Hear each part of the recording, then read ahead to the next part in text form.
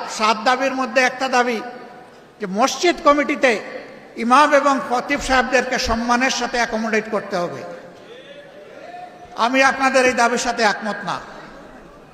মসজিদ কমিটি হবে ইমাম এবং খতিব সাহেবের পরামর্শের ভিত্তিতে। এই কমিটির প্রাণ পুরুষ হবেন খতিব কিংবা ইমাম। তাকে বাদ দিয়ে নয়, তাকে সহযোগিতা করার জন্য এই কমিটি হবে।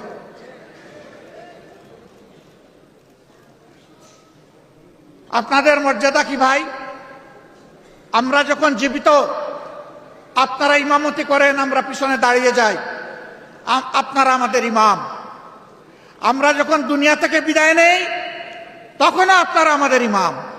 শুধু ব্যতিক্রম এতটুকু, জীবিত অবস্থায় আপনাদের পিছনে দাঁড়াই, আর দুনিয়া থেকে চলে গেলে আমাদের লাশটা সামনে রেখে আপনারা দাঁড়ান। আপনারা হচ্ছেন ইমামুল হাইয়া ওয়াল মাইয়া, হায়াতেও ইমাম, মৌতেও ইমাম।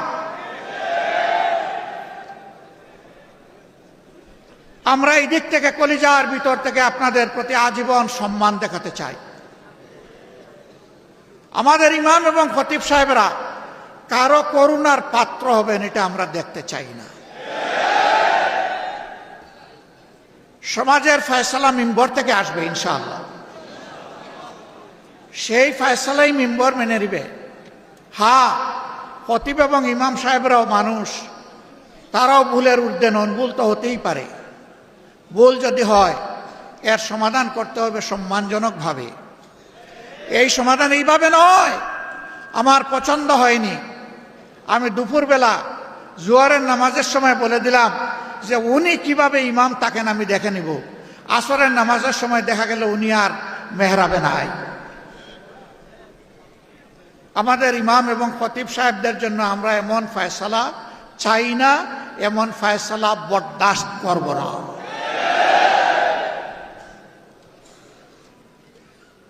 তাদেরকে তাদের পূর্ণ মর্যাদায় অধিষ্ঠিত করতে হবে।